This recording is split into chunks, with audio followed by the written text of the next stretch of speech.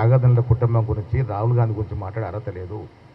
ఇలా దేశాన్ని విచ్ఛిన్నం చేయాలని, రాజ్యాంగాన్ని మార్చాలని, మనువాద రాజ్యాంగం తెచ్చుకోవాలని కుటిల ప్రయత్నం చేస్తున్న బీజేపీ నాయకులకి మీరు అండగా నిలుస్తున్నారు.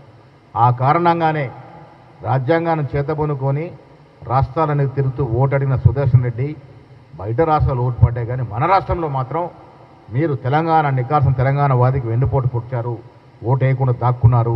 తద్వారా బీజేపీకి మీరు మద్దతు ఇస్తూ ఉన్నారనే మాట దీనివల్ల స్పష్టత అయింది. కేంద్రం బీజేపీ పార్టీ ఆగడాలు మనం చూస్తూ ఉన్నాం. ఏ రకంగా ఎలక్షన్ కమిషన్ ఆఫ్ ఇండియాని ఒత్తిడికి తీసుకొచ్చి లొంగ తీసుకుంటూ ఉన్నారు. నా పక్కన నీలిమ గారి సంఘటన ఒక ఉదాహరణ. వారు ఢిల్లీలో ఓటు హక్కున్నప్పుడు 2017లో మేము తెలంగాణలో ఓటు నమోదు చేయించుకున్నాము.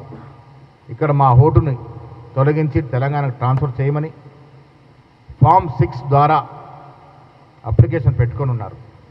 Transfer of address and transfer of form 6 ఇచ్చిన చర్యలు తీసుకొని ఈసీ ఫామ్ 6 ఇది పెట్టుకోను. దీంట్లో షిఫ్టింగ్ ఆఫ్ ఓటు కూడా పెట్టుకుంటే చేతగాని ఈసీ ఇలా ఉల్టా వీళ్ళకు నోటీసులు పంపుతా ఉంది, పవన్ ఖేరా గారికి, నీలిమ గారికి. దీంట్లో కక్ష దాగి ఉండమే కాకుండా బీజేపీ ఎట్లా చెప్తే అట్లా ఈసీ నడుచుకుంటే మీరు వాస్తవాల్లోకి వెళ్ళి న్యాయంగా వీళ్ళ తప్పేముంది? ఫామ్ 6 ద్వారా షిఫ్టింగ్ ఆఫ్ ఓట్ పెట్టుకొని ఉంటే యాక్ట్ చేయాల్సినటువంటి ఈసీ యాక్ట్ చేయకుండా దాన్ని మరుగున పెట్టి ఇవాళ నోటీసులు ఇచ్చి రాజకీయంగా ఇబ్బందులు పెట్టే ప్రయత్నం చేస్తూ ఉంది. దీన్ని ముమ్మాటి ఖండిస్తూ ఉన్నాము. ఇది సీరియస్ అంశంగా పరిగణిస్తూ ఉన్నాము. ఇలాంటి తప్పిదాలు ఎలక్షన్ కమిషన్ ఆఫ్ ఇండియా నిష్పక్షపాతంగా ఉండాల్సినటువంటి ఒక సంస్థ ఈ రకంగా చేయడం అనేది ప్రజలు ఆలోచించాల్సిన అవసరం ఉన్నది. దీని మీద పోరాటం చేస్తాం. ఓకే,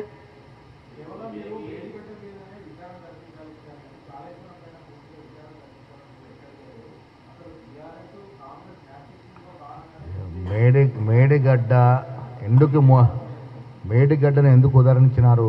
మేడిగడ్డ బీటలు వారింది కాబట్టి సిబిఐ విచారణకి రాష్ట్ర ప్రభుత్వం పరిధులు పెట్టలే, బౌండరీస్ ఏం పెట్టలేదు. టోటల్ కాళేశ్వరం ప్రాజెక్టు మీదనే విచారణ జరగాలి. అవినీతి మీద, మొత్తం జరిగిన అవినీతి మీద విచారణ జరగాలి. ఇవాళ బీజేపీ లసుకున చేరి షెల్టర్ తీసుకొని దాన్ని తప్పించుకునే ప్రయత్నం చేస్తూ ఉంది. ఇలా అంటే మరి మీకు తెలవాలి కదా. ఇప్పుడు 48 గంటల్లో దీన్ని ఛేదిస్తామని చెప్పిన కిషన్ రెడ్డి ఇప్పటి వరకు సిబిఐ కదలిక మొదలవ్వలేదంటే మరి కిషన్ రెడ్డి అంటుకుంటున్నట్ట, బండి సంజయ్ అంటుకుంటున్నట్ట మీరు తేల్చాలి. ఇది లోపాయకారకంగా ఒప్పందంలో పోయినారు. రేపో మాపో పార్టీని విలీనం చేస్తామని ఒప్పందం కుదుర్చుకున్నారు కాబట్టే సిబిఐ ముందుకు రావట్లేదని నేను అనుమానపడతా ఉన్నాను.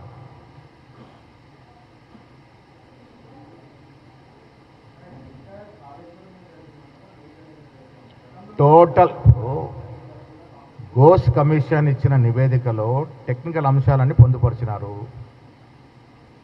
మేడిగడ్డనే ప్రధాన అంశంగా ఎందుకు చేసినారు? మేడిగడ్డ కుంగింది కాబట్టి దాని నుంచి మొదలైన విచారణ మేడిగడ్డకే ఆపాలని, మేడిగడ్డ వరకే చేయమని ఎక్కడ మేము నిర్దేశించలే. ప్రామాణికంగా మేడిగడ్డ ఉంది కాబట్టి దాన్ని ఆశిస్తున్నాం. ఇలా బండి సంజయ్ గారు ఆ శాఖ నిర్వహిస్తూ ఉన్నారు. ఆయన హోంశాఖలోనే సిబిఐ ఉంది. ఎందుకు మీరు చర్యలకు పూనుకోవట్లేదు? దీనివల్ల కవిత చెప్పిన మాటలు వాస్తవం కాదా? విలీన ప్రక్రియ మొదలైందని ఆమె చెప్పకనే చెప్పింది. మీ ఎమ్మెల్సీ, మీ సభ్యురాలు చెప్పింది. అవినీతి జరిగిందని ఆమె అంగీకరించింది, ఎస్టాబ్లిష్ చేసింది. వీటి జవాబు చెప్పుకోలేని చేతగాని కేటీఆర్ ఆయన స్థాయిని మించి రాహుల్ గాంధీ గురించి మాట్లాడుతూ ఉన్నాడు. ఇంకేంటి ఏమున్నాయి ఇంకా?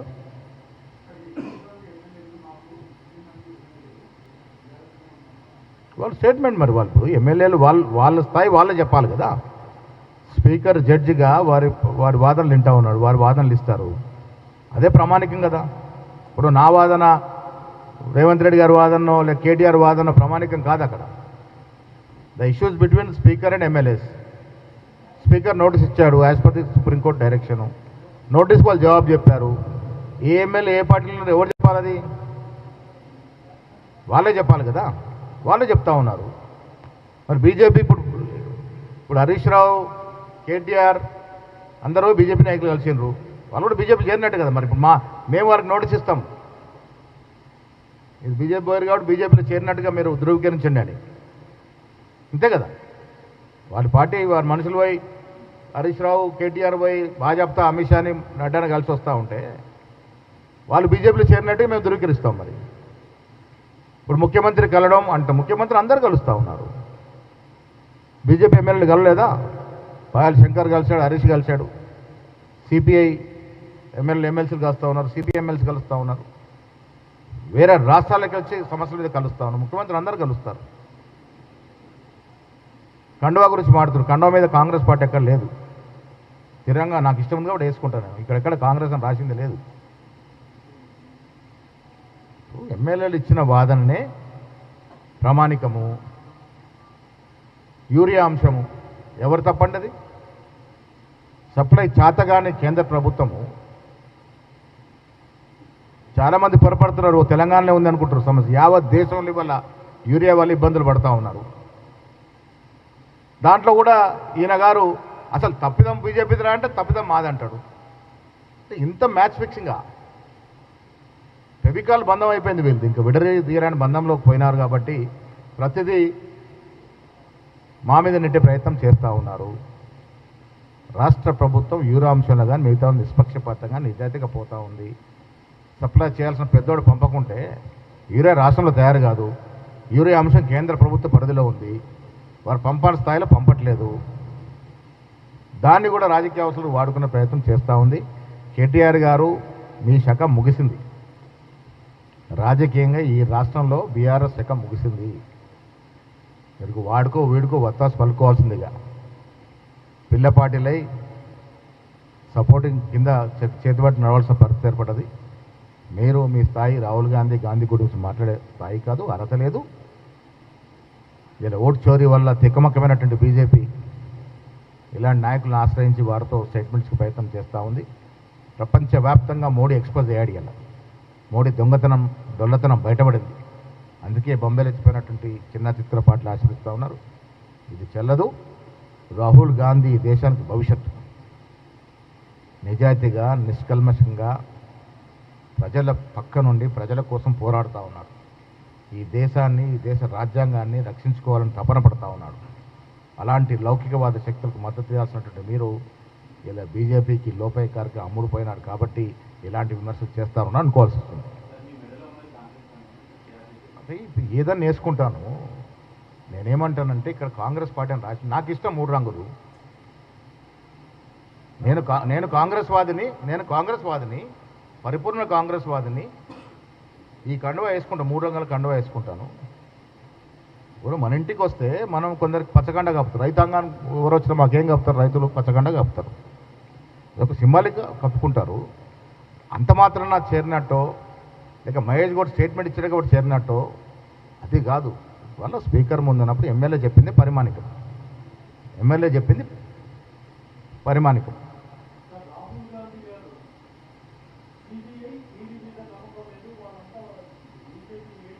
100% దాన్ని ఏకీభవిస్తా. గతంలో మేము చెప్పినాము అంశాల వారీగా.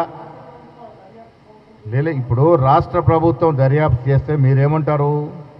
ఇలా సిబిఐ గతంలో కేసు టు కేసు పరిశీలించినప్పుడు సిబిఐ కూడా చాలా చోట్ల లొంగిన సందర్భాలు ఉన్నాయి. దాంట్లో అనుమానం లేదు. బట్ ఇవాళ రాష్ట్ర ప్రభుత్వం, రాష్ట్ర ఏజెన్సీ విచారణ మొదలు పెడితే కేవలం కక్షపూరితంగానే చేస్తూ ఉన్నారు. రేవంత్ రెడ్డి గారికి కేసీఆర్ మీద కక్ష ఉంది కాబట్టి చేస్తామని అంటారు. మరో మార్గం లేకనే మనం సిబిఐకి ఇచ్చాం. ఆశిస్తూ ఉన్నాం నిజాయితీగా నిష్పక్షపాత విచారణ జరగాలని కోరుకుంటా ఉన్నాం.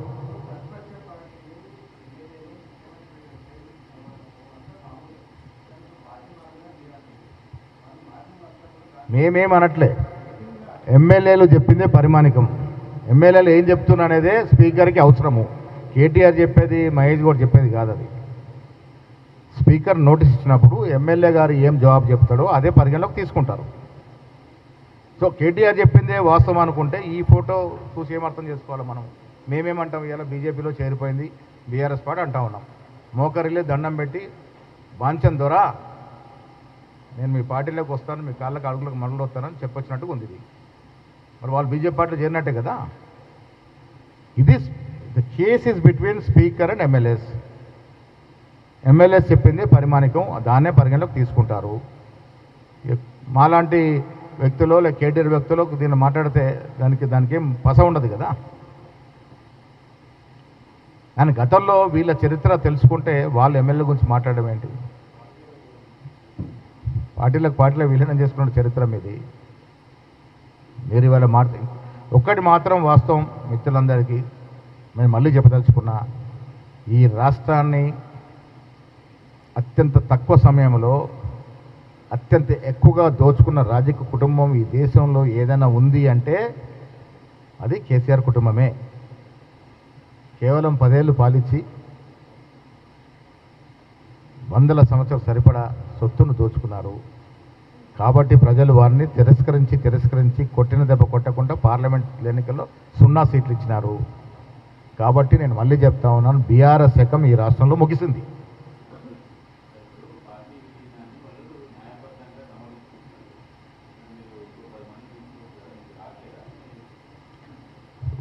మేము చాలా సందర్భాల్లో చెప్పాము, తీసుకోవాలని దుకాణం తెరిస్తే చాలామంది ఉన్నారు. అది కాదు. ఇప్పుడు ప్రభుత్వం ఆనాటి పరిస్థితుల్లో మీకు తెలుసు ఎట్లా జరిగింది, ఎట్లా స్టేట్మెంట్ ఇచ్చారు. ప్రజాస్వామ్యబద్ధంగా ఎన్నికైన ప్రభుత్వాన్ని కూలుస్తామనొకడు, రాష్ట్రపతి పాలన పెడతామనొకడు. ఇది ప్రజల ఆభిష్టం మేరకు ఏర్పడిన ప్రభుత్వం కదా. ఇలా 2 సంవత్సరాలు మా పాలన ఏ రకంగా చేస్తుందో మీరు చూశారు. ప్రజల ఆభిష్టం మేరకు సన్నబియ్యం ఎవరైనా ఊహించారా? కలగన్నారా? ఉచిత బస్సు వస్తాను ఎవరు అనుకున్నారా? రైతు భరోసా, రుణమాఫీ, ఇందిరమ్మ ఇల్లు, రేషన్ కార్డులు, సన్నబియ్యం, అసలు ఈ చరిత్రాత్మక కార్యక్రమాలు ఈ రాష్ట్రంలో ప్రజల ఆభిష్టం జరుగుతూ ఉంది. మీరు చేసింది ఏంటి? 10 ఏళ్ళు 40 లక్షల అప్లికేషన్లు వస్తే ఒక్క అప్లికేషన్ కూడా మీరు ఖరీదు చేయలే. రేషన్ కార్డుల కొరకు ఎన్ని ఇందిరమ్మ ఇళ్ళకు ఎన్ని లక్షల అప్లికేషన్లు వచ్చి ఎన్ని ఇచ్చారు మీరు? ఇలా 3,500 ఫర్ కాన్షన్స్ ఇస్తూ ఉన్నాం. ఇంకా కొన్ని ఇవ్వడానికి ముఖ్యమంత్రి సిద్ధంగా ఉన్నారు. అసలు ఇల్లు లేని పేదవాడు ఉండకూడదనేది మా ధ్యేయం. ఆ రకం కార్యక్రమాలు జరుగుతూ ఉన్నాయి. అభివృద్ధి, విద్య, వైద్యం చూసుకోండి. ఇంటర్గ్రేటెడ్ కళాశాల ఈ రాష్ట్రానికి వస్తే నువ్వు ఊహించుకున్నారా? మెస్ ఛార్జీలు 10 ఏళ్ళుగా బీద పిల్లలు చదువుకునే మెస్ ఛార్జీలు పెంచిన పాపాన పోయినరా మీరు? 200% ఎవరైనా ఊహించినారా? కాస్మెటిక్ ఛార్జెస్, మెస్ ఛార్జెస్ పెరుగుతాయని. సో ప్రజల చెంతన ప్రభుత్వం నడుస్తూ ఉంది. అంటే వాళ్ళు తెలిసిన వాళ్ళు ఏమైనా మాట్లాడతారు.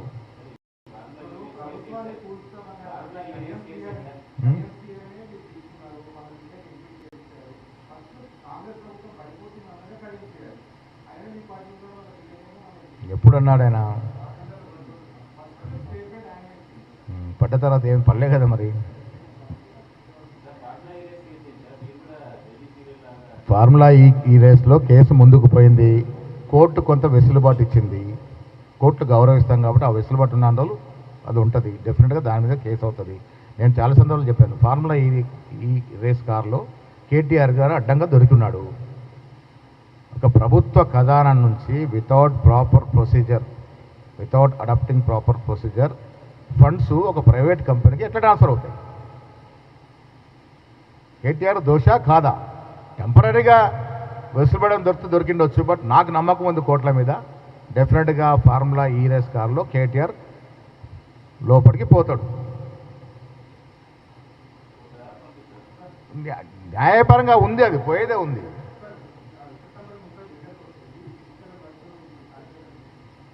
మేము చాలా స్పష్టత ఇచ్చాము దీంట్లో. రేపు జరగాల్సిన కామారెడ్డి బహిరంగ సభ రద్దయింది వర్ష కారణంగా. కామారెడ్డి డిక్లరేషన్లో ఇచ్చిన అంశాలన్నీ కూడా ఫుల్ఫిల్ చేసే ప్రక్రియ భాగంగా 2 చట్టాలు తీసుకొచ్చాం, కేంద్రానికి పంపాం, పెండింగ్లో ఉన్నాయి. ఆర్డినెన్స్ తీసుకొచ్చాం, కేంద్రానికి పంపాం, పెండింగ్లో ఉంది. మళ్ళీ 50% సీలింగ్ క్యాప్ తీసేస్తూ ఇంకో చట్టం చేసాం, పెండింగ్లో ఉంది. మా చిత్తశుద్ధల్లా 42% రిజర్వేషన్ చట్టబద్ధత ఇచ్చే ఎన్నికలకు పోవాలని 3 మాసాలుగా పెండింగ్ ఉంది. ఒక 15 రోజుల్లో కోర్టు జడ్జిమెంట్ రాబోతూ ఉంది. ప్రెసిడెంట్ కానీ గవర్నర్ కానీ ఎన్ని రోజులు పెట్టుకోవాలనేది స్పష్టత వస్తుంది. ఇప్పుడు ఆటోమేటిక్గా బిల్ రావాల్సింది మాకు. ఒక 15 రోజుల్లో నెల ఎలక్షన్ లేట్ అవ్వచ్చు. కోర్టును అప్పీల్ చేసుకుంటాం, మేము కోర్టును అడుగుతాం. ఎందుకంటే మా చిత్తశుద్ధి ఫుల్ఫిల్ కావాలని ముఖ్యమంత్రి గారు దీంట్లో స్పష్టత ఇచ్చినారు. రిజర్వేషన్ చట్టబద్ధ ఇచ్చి పోదామనే దాని విషయంలో మా తాపత్రయం కాబట్టి కొంత మళ్ళీ కోర్టుని అడగాలనో లేక ఇంకేదైనా మార్గం చూడాలనే ప్రయత్నంలో ఉన్నాము. మా చిత్తశుద్ధిలో మా ప్రామిస్ ఫుల్ఫిల్ చేయాలని. అవుతాయి. ఒక నామినేటెడ్ ప్రక్రియ చేయాలంటే మీరు ఒక 2 పేర్లు, మా జీఎంఆర్ 2 పేర్లు, ఈయన 4 పేర్లు, ఇవన్నీ సరిచేయాలా. దాంట్లో ఎలిజిబుల్ పర్సన్స్ తీయాలి. పెద్ద ప్రక్రియ నడుస్తూ ఉంది, ప్రాసెస్లో ఉంది. వస్తారు, ఏ రోజైనా వెలువడవచ్చు.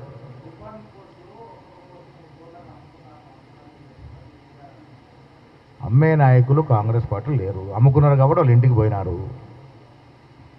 ఒక్క స్పష్టత ఏంటి, ఒక మంత్రి దగ్గర ఒక పోస్ట్ అమ్ముడు పోయిందని. ఆ దుర్గతి కాంగ్రెస్ పార్టీకి లేదు, అవసరము లేదు.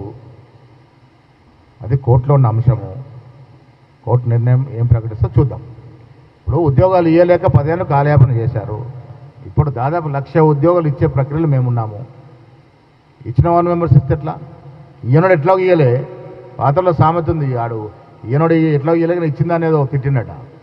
సో మేమైతే చిత్తశుద్ధి చాటుకొని 1,00,000 ఉద్యోగాలు ఇవ్వాలని ప్రక్రియలో దాదాపు 70,000 ఉద్యోగాలు ఇచ్చాం. ఇంక 30,000 ఉద్యోగాలు ఇస్తానని ముఖ్యమంత్రి నిర్ణాయకం మొన్న చెప్పినారు. మాకు కానీ మా పార్టీకి కానీ ముఖ్యమంత్రికి కానీ ఒక కమిట్మెంట్ ఉంది, ఒక చిత్తశుద్ధి ఉంది, ఒక పద్ధతి ఉంది. ఆ పద్ధతి ప్రకారం రాష్ట్ర పాలన జరుగుతూ ఉంది. ప్రజలు అర్థం చేసుకుంటూ ఉంది. ఈ కొంతమంది నాయకులు ప్రతిపక్షాలు విమర్శించడం మాత్రాన మా స్కీములు ప్రజలకు చేరుతూ ఉన్నాయి, మా అభివృద్ధి ప్రజలు చేరుతూ ఉంది, మా పరిపాలన విషయంలో ప్రజలు సంతృప్తిగా ఉన్నారు. వాళ్ళే మాకు శిరోధార్యం. Thank you. శాసనసభ్యులు జుక్కల్ శాసనసభ్యులు లక్ష్మీకాంతరావు గారు, సంధ్యారెడ్డి గారు, లింగం గారు,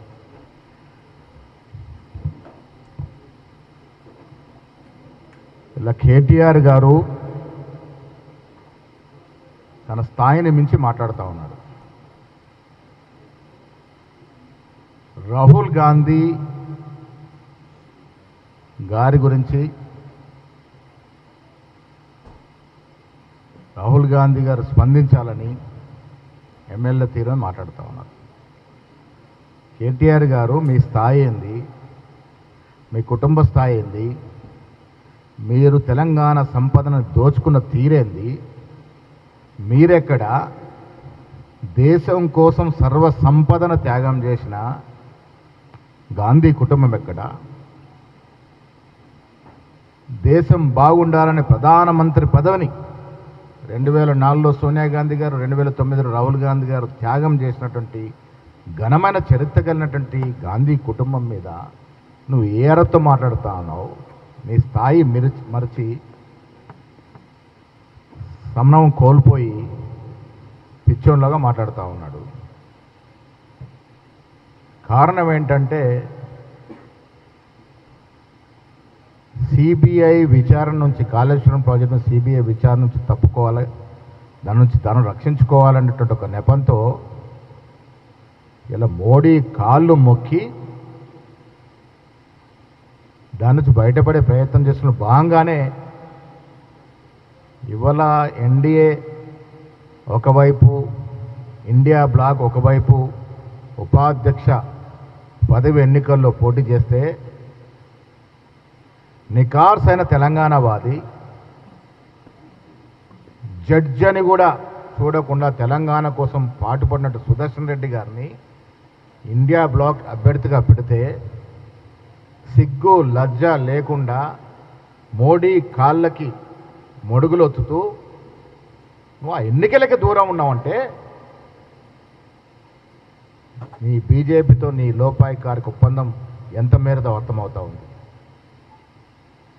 ఇలా దేశం అటు మోడీ ఇటు రాహుల్ గాంధీగా విడిపోయింది. మోడీ మీద నా ప్రేమ ఉన్న వాళ్ళు ప్రేమ ఉన్నట్టు, రాహుల్ గాంధీ గారి మీద ప్రేమ ఉన్నట్టు ప్రేమ లేనట్టు ఇరువైపులు ఉన్నప్పుడు మోడీని ప్రేమించే వాళ్ళు కనీసం రాహుల్ గాంధీ వ్యతిరేకించట్లేదు, ఎందుకంటే ఈ ఇష్యూ అటువంటిది కాబట్టి. కానీ మోడీ యొక్క మెప్పుదనం పొందేందుకు, మోడీతో కాళ్ళ బేరం కుదుర్చుకున్న నీవు ఇలా రాహుల్ గాంధీ గారిని విమర్శించి మోడీ దృష్టిలో పడేందుకు నీ తపన ప్రజలకు అర్థమవుతూ ఉంది. మోడీ మోక్షం కొరకు రాహుల్ గాంధీనే విమర్శించే స్థాయికి ఎదిగినాని తనకు తాను అనుకుంటా ఉన్నాడు. నీ స్థాయి అంతది కాదు, స్థాయి మరచి మాట్లాడుతూ ఉన్నావు. నువ్వు సుదర్శన్ రెడ్డి గారికి ఓటేయకుండా ముఖం చాటే వచ్చావంటేనే నీ మోడీతో కాళ్ళ బేరం కుదిరిందని మాకు అర్థమవుతా ఉంది. కవిత గారు మీ ఎమ్మెల్సీ ఇదివరకే చెప్పినారు, కేటీఆర్ గారు హరీష్ రావు గారు పార్టీని బీజేపీతో విలీనం చేస్తామని, చేయడానికి సిద్ధంగా ఉన్నామని తనకు జైలుకు వచ్చి చెప్పినారని. దాంతోపాటు హరీష్ రావు, సంతోష్ రావు రాష్ట్ర సంపదను లూట్ చేసుకున్నారని, వారి కుటుంబాలు బంగారమయమయ్యాయని. వాటికి జవాబు చెప్పాల్సిన అవసరం లేదా నీకు? రాహుల్ గాంధీ గారి గురించి తర్వాత మాట్లాడుకుందాం, కానీ వీటికి ఇప్పుడు కవిత లేవనెత్తిన అంశాలకి జవాబు చెప్పాల్సిన అవసరం నీకుందా లేదా? కవిత చెప్పిన గారి అంశాన్ని పరిగణలోకి తీసుకుంటే మానసికంగా బీఆర్ఎస్ పార్టీ బీజేపీలో విలీనమైంది. భౌతికంగా కావాల్సిన అవసరం ఉంది తప్ప మానసికంగా విలీనం అయిపోయింది. ఇది కవిత స్పష్టత ఇచ్చేసింది. సో మీరు మానసికంగా విలీనమైనారు కాబట్టి రాహుల్ గాంధీ గారు విమర్శించాలని, తద్వారా మోడీ మెప్పు పొందాలని, తద్వారా సిబిఐ నుంచి విచారణ నుంచి బయటపడాలని ఈ కుతంత్రంలో భాగంగానే నువ్వు రాహుల్ గాంధీ మీద గలమెత్తి మాట్లాడుతూ ఉన్నావు. ఇవాళ ఎమ్మెల్యేల గురించి మాట్లాడుతూ ఉన్నాడు.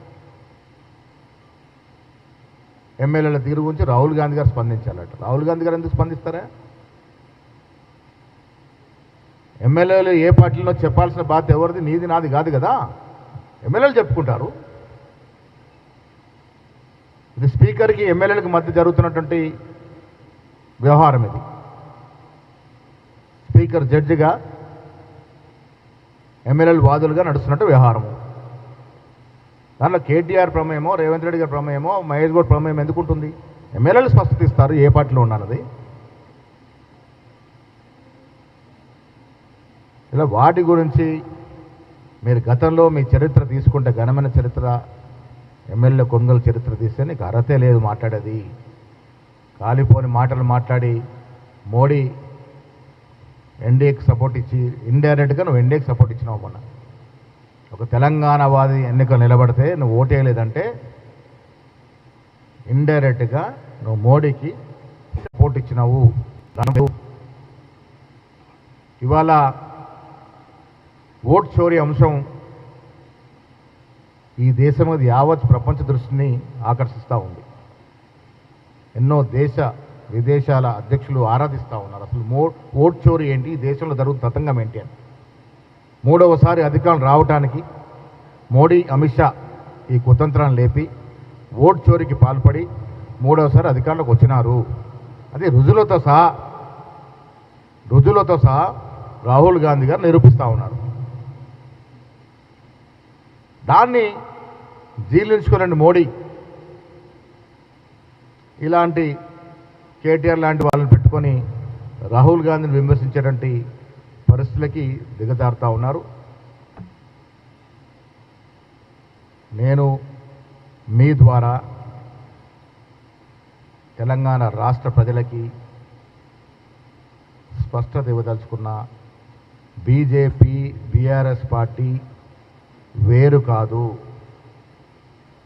ఎప్పటి నుంచో లోపాయికారు ఒప్పందంలో ఉన్నారు. మానసికంగా పార్టీలు విలీనమైనవి. కవిత మాటలతో స్పష్టమైంది. దాని కారణంగానే ఇవాళ కిషన్ రెడ్డి గారు మీరు సిబిఐకి అప్పచెప్పండి, 48 గంటల్లో తేల్చేస్తామన్నారు. ఎన్ని గంటలైంది మేము సిబిఐకి అప్పచెప్పి? కిషన్ రెడ్డి గారు ఎక్కడ పడుకున్నారు మీరు? రాష్ట్ర ప్రభుత్వం అసెంబ్లీలో తీర్మానం చేసి కేసుకి సిబిఐకి అప్పచెప్పి మీరు 48 గంటలు, ఎన్ని గంటలైంది, ఎన్ని రోజులు గడిచింది? ఎందుకు దీంట్లో కదలిక లేదు? దీని అర్థం పరమార్థం ఏమిటి?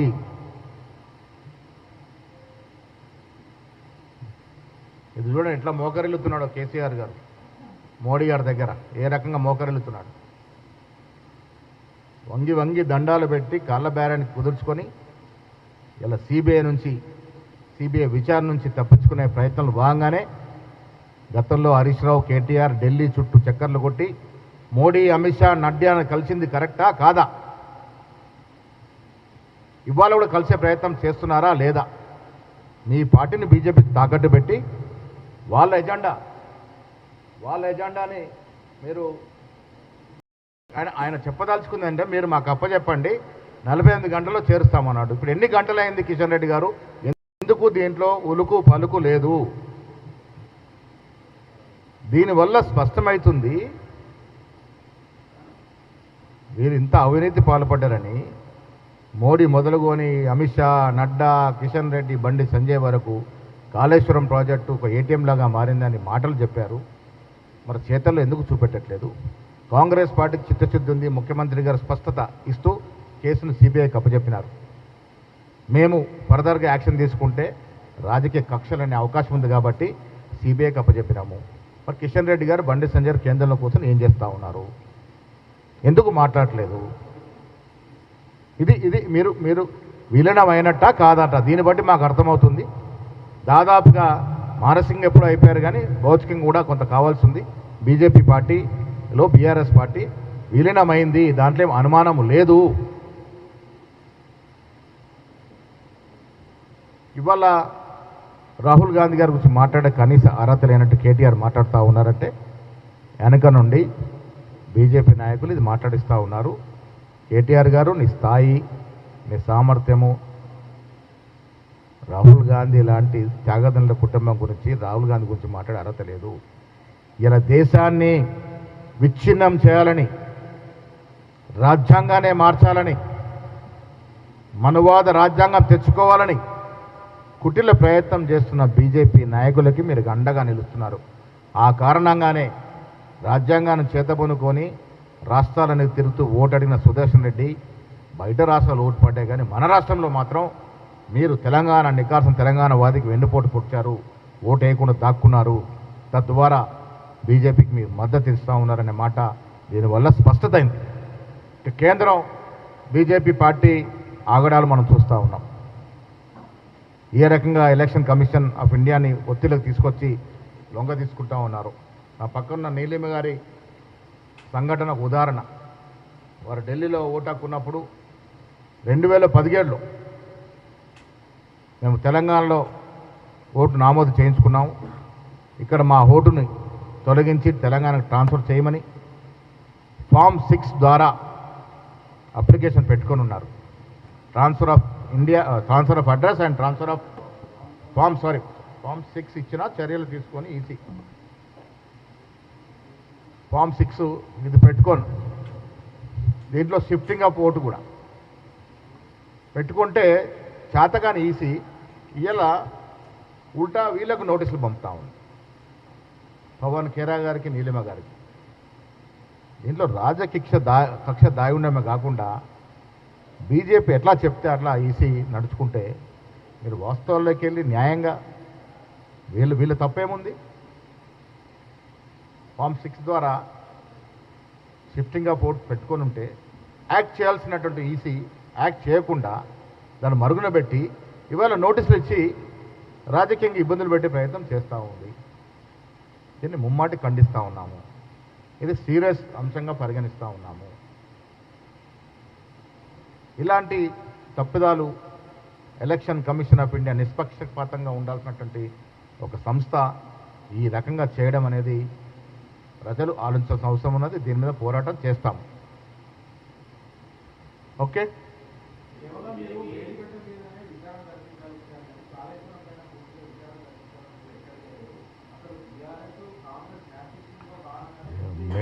మేడిగడ్డ ఎందుకు మేడిగడ్డను ఎందుకు ఉదాహరించినారు?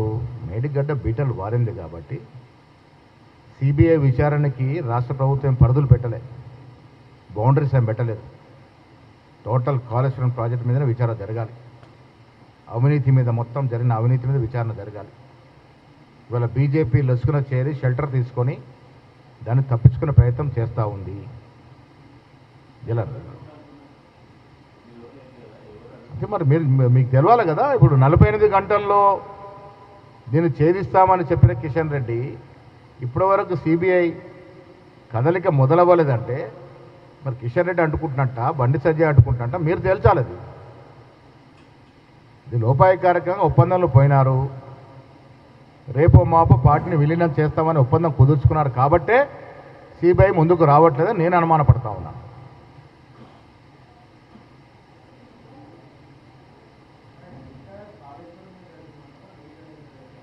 టోటల్ గోస్ కమిషన్ ఇచ్చిన నివేదికలో టెక్నికల్ అంశాలన్నీ పొందుపరిచినారు.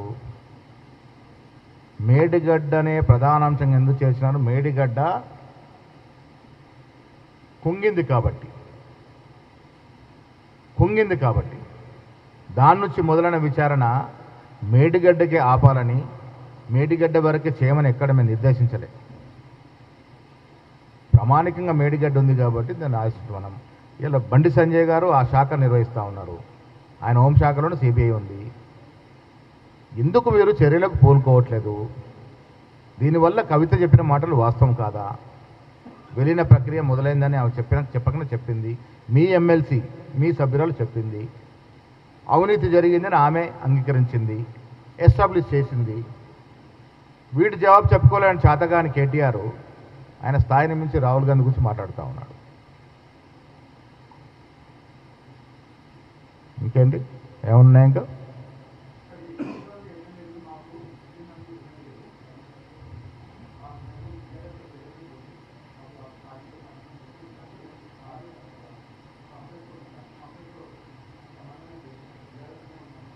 వాళ్ళ స్టేట్మెంట్ మరి వాళ్ళు ఎమ్మెల్యేలు వాళ్ళ స్థాయి వాళ్ళే చెప్పాలి కదా. స్పీకర్ జడ్జిగా వారి వాదనలు వింటూ ఉన్నాడు, వారి వాదనలు ఇస్తారు, అదే ప్రామాణికం కదా. ఇప్పుడు నా వాదన, రేవంత్ రెడ్డి గారి వాదన, లేక కేటీఆర్ వాదన ప్రామాణికం కాదు అక్కడ. The issues between speaker and MLAs. Speaker notice ఇచ్చాడు as per the supreme court direction. నోటీస్కి వాళ్ళు జవాబు చెప్పారు. ఏ ఎమ్మెల్యే ఏ పార్టీలో ఎవరు చెప్పాలి? అది వాళ్ళే చెప్పాలి కదా, వాళ్ళే చెప్తా ఉన్నారు. మరి బీజేపీ ఇప్పుడు హరీష్ రావు, కేటీఆర్ అందరూ బీజేపీ నాయకులు కలిసినారు, వాళ్ళు కూడా బీజేపీ చేరినట్టు కదా. మరి ఇప్పుడు మేము వాళ్ళకి నోటీస్ ఇస్తాం, ఇది బీజేపీ పోయారు కాబట్టి బీజేపీలో చేరినట్టుగా మీరు ధృవీకరించండి అని, అంతే కదా. వాళ్ళ పార్టీ, వారి మనుషులు పోయి హరీష్ రావు, కేటీఆర్ పోయి భాజపా అమిత్ షాని, నడ్డాని కలిసి వస్తూ ఉంటే వాళ్ళు బీజేపీలో చేరినట్టుగా మేము ధృవీకరిస్తాం. మరి ఇప్పుడు ముఖ్యమంత్రి కలవడం అంటే ముఖ్యమంత్రి అందరూ కలుస్తూ ఉన్నారు, బీజేపీ ఎమ్మెల్యేలు కలవలేదా? పాయల్ శంకర్ కలిశాడు, హరీష్ కలిశాడు, సిపిఐ ఎమ్మెల్సీలు కలుస్తూ ఉన్నారు, సిపిఐ ఎమ్మెల్సీ కలుస్తూ ఉన్నారు, వేరే రాష్ట్రాలకు వచ్చి సమస్యల మీద కలుస్తూ ఉన్నారు, ముఖ్యమంత్రి అందరూ కలుస్తారు. కండువా గురించి మాట్లాడుతారు, కండువా మీద కాంగ్రెస్ పార్టీ ఎక్కడ లేదు. తిరంగా నాకు ఇష్టం ఉంది కాబట్టి వేసుకుంటాను, ఇక్కడెక్కడ కాంగ్రెస్ అని రాసింది లేదు. ఎమ్మెల్యేలు ఇచ్చిన వాదననే ప్రామాణికము. యూరియా అంశము ఎవరు తప్పండి? సప్లై చేతగానే కేంద్ర ప్రభుత్వము. చాలామంది పొరపడుతున్నారు, తెలంగాణలో ఉంది అనుకుంటారు సమస్య. యావత్ దేశంలో వల్ల యూరియా వల్ల ఇబ్బందులు పడుతూ ఉన్నారు. దాంట్లో కూడా ఈయన గారు అసలు తప్పిదం బీజేపీదిరా అంటే తప్పిదం మాది అంటాడు. ఇంత మ్యాచ్ ఫిక్సింగా ఫెవికాల్ బంధం అయిపోయింది వీళ్ళది. ఇంకా తీరాని బంధంలోకి పోయినారు కాబట్టి ప్రతిదీ మా మీద నెట్టే ప్రయత్నం చేస్తూ ఉన్నారు.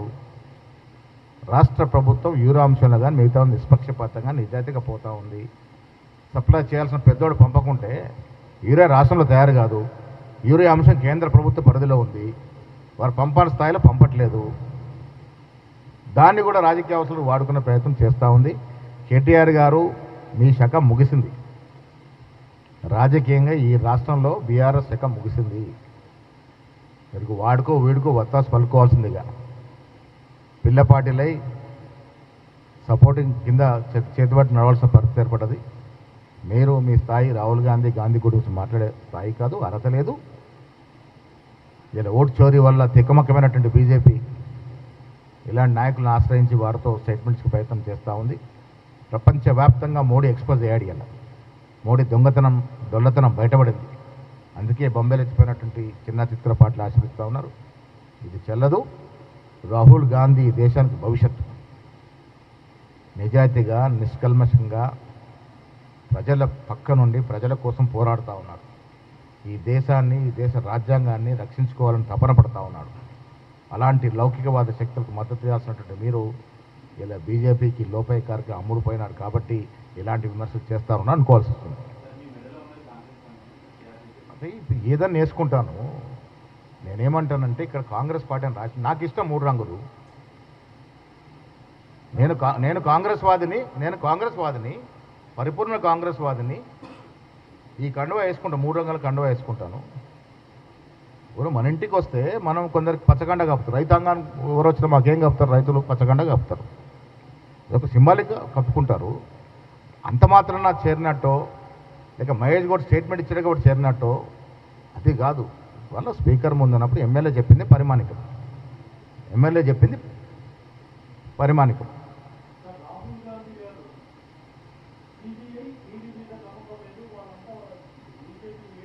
100% దాన్ని ఏకీభవిస్తా. గతంలో మేము చెప్పినాము అంశాల వారీగా. లేదు, ఇప్పుడు రాష్ట్ర ప్రభుత్వం దర్యాప్తు చేస్తే మీరేమంటారు? ఇలా సిబిఐ గతంలో కేసు టు కేసు పరిశీలించినప్పుడు సిబిఐ కూడా చాలా చోట్ల లొంగిన సందర్భాలు ఉన్నాయి, దాంట్లో అనుమానం లేదు.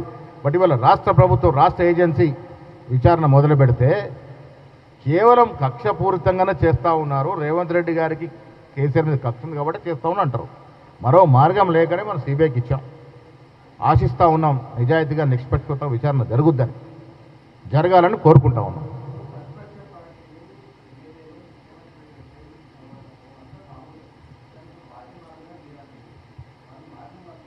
మేమేమనట్లే, ఎమ్మెల్యేలు చెప్పిందే పరిమాణికం.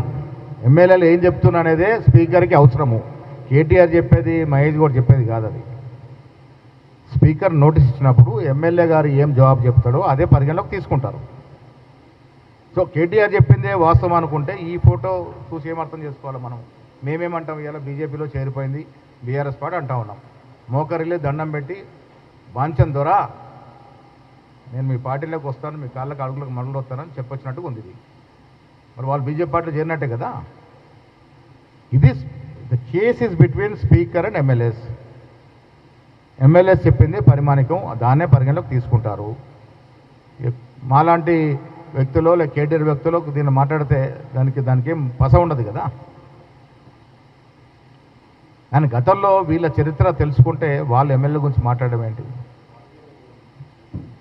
పార్టీలో విలీనం చేసుకున్న చరిత్ర మీది.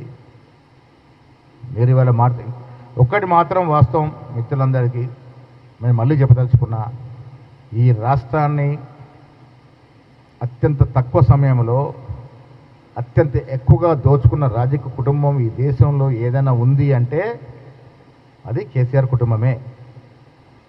కేవలం 10 ఏళ్ళు పాలించి 100 సంవత్సరాలు సరిపడా సొత్తును దోచుకున్నారు. కాబట్టి ప్రజలు వారిని తిరస్కరించి కొట్టిన దెబ్బ కొట్టకుండా పార్లమెంట్ ఎన్నికల్లో 0 సీట్లు ఇచ్చినారు. కాబట్టి నేను మళ్ళీ చెప్తా ఉన్నాను, బీఆర్ఎస్ శకం ఈ రాష్ట్రంలో ముగిసింది.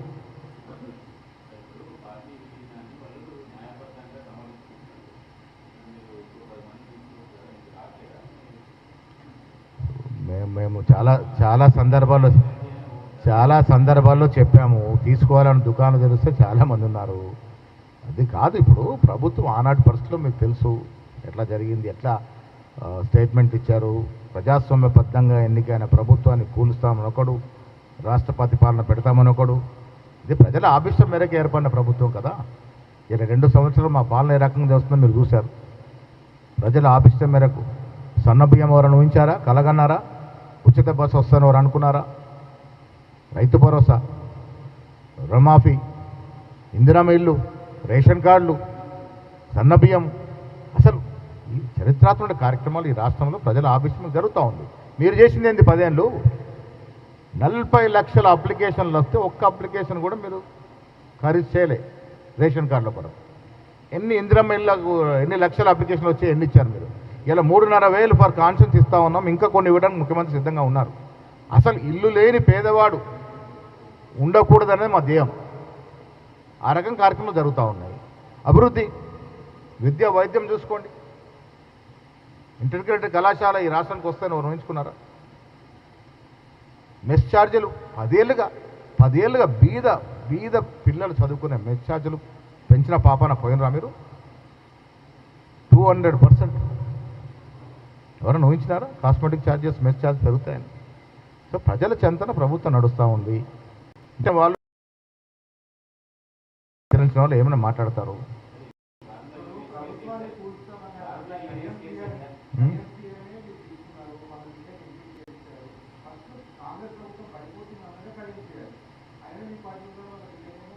ఎప్పుడు అన్నాడు ఆయన?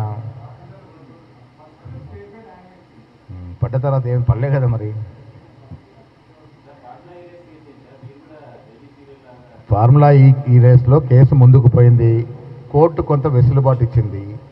కోర్టు గౌరవిస్తాం కాబట్టి ఆ వెసులుబాటు ఉన్న రోజులు అది ఉంటుంది. డెఫినెట్గా దాని మీద కేసు అవుతుంది. నేను చాలా సందర్భాలు చెప్పాను. ఫార్ములా ఈ రేస్ కారులో కేటీఆర్ గారు అడ్డంగా దొరికిన్నాడు. ఒక ప్రభుత్వ ఖజానా నుంచి without adopting proper procedure funds ఒక ప్రైవేట్ కంపెనీకి ఎట్లా ట్రాన్స్ఫర్ అవుతాయి? కేటీఆర్ దోషా కాదా? టెంపరీగా వెసులుబడి దొరికిండొచ్చు. బట్ నాకు నమ్మకం ఉంది కోట్ల మీద. డెఫినెట్గా ఫార్ములా ఈ రేస్ కారులో కేటీఆర్ లోపలికి పోతాడు. న్యాయపరంగా ఉంది, అది పోయేదే ఉంది.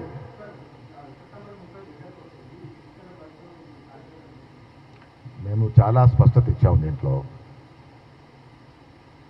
రేపు జరగాల్సిన కామారెడ్డి బహిరంగ సభ రద్దయింది వర్ష కారణంగా. కామారెడ్డి డిక్లరేషన్లో ఇచ్చిన అంశాలన్నీ కూడా ఫుల్ఫిల్ చేసే ప్రక్రియలో భాగంగా 2 చట్టాలు తీసుకొచ్చాం, కేంద్రానికి పంపాం, పెండింగ్లో ఉన్నాయి. ఆర్డినెన్స్ తీసుకొచ్చాం, కేంద్రానికి పంపాం, పెండింగ్లో ఉంది. మళ్ళీ 50% సీలింగ్ క్యాప్ తీసేస్తూ ఇంకో చట్టం చేసాం, పెండింగ్లో ఉంది. మా చిత్తశుద్ధల్లా 42% రిజర్వేషన్ చట్టబద్ధత ఇచ్చే ఎన్నికలకు పోవాలని 3 మాసాలుగా పెండింగ్ ఉంది. ఒక 15 రోజుల్లో కోర్టు జడ్జిమెంట్ రాబోతూ ఉంది. ప్రెసిడెంట్ కానీ గవర్నర్ కానీ ఎన్ని రోజులు పెట్టుకోవాలనేది స్పష్టత వస్తుంది. ఇప్పుడు ఆటోమేటిక్గా బిల్ రావాల్సింది మాకు. ఒక 15 రోజుల్లో నెల ఎలక్షన్ లేట్ అవ్వచ్చు. కోర్టును అప్పీల్ చేసుకుంటాం, మేము కోర్టును అడుగుతాం. ఎందుకంటే మా చిత్తశుద్ధి ఫుల్ఫిల్ కావాలని ముఖ్యమంత్రి గారు దీంట్లో స్పష్టత ఇచ్చినారు. రిజర్వేషన్ చట్టబద్ధ ఇచ్చి పోదామనే దాని విషయంలో మా తాపత్రయం కాబట్టి కొంత మళ్ళీ కోర్టుని అడగాలనో లేక ఇంకేదైనా మార్గం చూడాలనే ప్రయత్నంలో ఉన్నాము. మా చిత్తశుద్ధిలో మా ప్రామిస్ ఫుల్ఫిల్ చేయాలని. అవుతాయి. నామినేటెడ్ ప్రక్రియ చేయాలంటే మీరు ఒక 2 పేర్లు, మా జిఎంఆర్ 2 పేర్లు, ఈయన 4 పేర్లు, ఇవన్నీ సరిచేయాలా. దాంట్లో ఎలిజిబుల్ పర్సన్స్ తీయాలి. పెద్ద ప్రక్రియ నడుస్తూ ఉంది, ప్రాసెస్లో ఉంది. వస్తారు, ఏ రోజైనా వెలువడవచ్చు.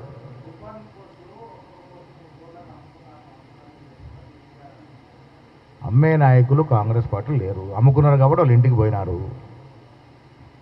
ఒక్క స్పష్టత ఏంటి? ఒక మంత్రి దగ్గర ఒక పోస్ట్ అమ్ముడు పోయిందని. ఆ దుర్గతి కాంగ్రెస్ పార్టీకి లేదు, అవసరము లేదు. అది కోర్టులో ఉన్న అంశము. కోర్టు నిర్ణయం ఏం ప్రకటిస్తో చూద్దాం. ఇప్పుడు ఉద్యోగాలు ఇవ్వలేక 10 ఏళ్ళు కాలయాపన చేశారు. ఇప్పుడు దాదాపు 1,00,000 ఉద్యోగాలు ఇచ్చే ప్రక్రియలో మేమున్నాము. ఇచ్చిన 1 మెంబర్స్ ఇస్తే ఎట్లా? ఈయనోడు ఎట్లా ఇయ్యలే? పాత్రలో సామెత ఉంది, ఆడు ఈయనోడు ఎట్లా ఇయ్యలేక ఇచ్చిందనేదో తిట్టినట. సో మేమైతే చిత్తశుద్ధి చాటుకొని 1,00,000 ఉద్యోగాలు ఇవ్వాలనే ప్రక్రియలో దాదాపు 70,000 ఉద్యోగాలు ఇచ్చాం. ఇంక 30,000 ఉద్యోగాలు ఇస్తానని ముఖ్యమంత్రి నిన్నాక మొన్న చెప్పినారు. మాకు కానీ మా పార్టీకి కానీ ముఖ్యమంత్రికి కానీ ఒక కమిట్మెంట్ ఉంది, ఒక చిత్తశుద్ధి ఉంది, ఒక పద్ధతి ఉంది. ఆ పద్ధతి ప్రకారం రాష్ట్ర పాలన జరుగుతూ ఉంది. ప్రజలు అర్థం చేసుకుంటూ ఉంది. ఈ కొంతమంది నాయకులు ప్రతిపక్షాలు విమర్శించడం మాత్రాన మా స్కీములు ప్రజలకు చేరుతూ ఉన్నాయి, మా అభివృద్ధి ప్రజలు చేరుతూ ఉంది, మా పరిపాలన విషయంలో ప్రజలు సంతృప్తిగా ఉన్నారు.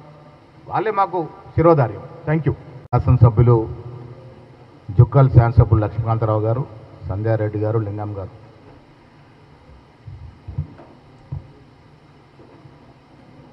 ఇలా కేటీఆర్ గారు తన స్థాయిని మించి మాట్లాడుతూ ఉన్నాడు.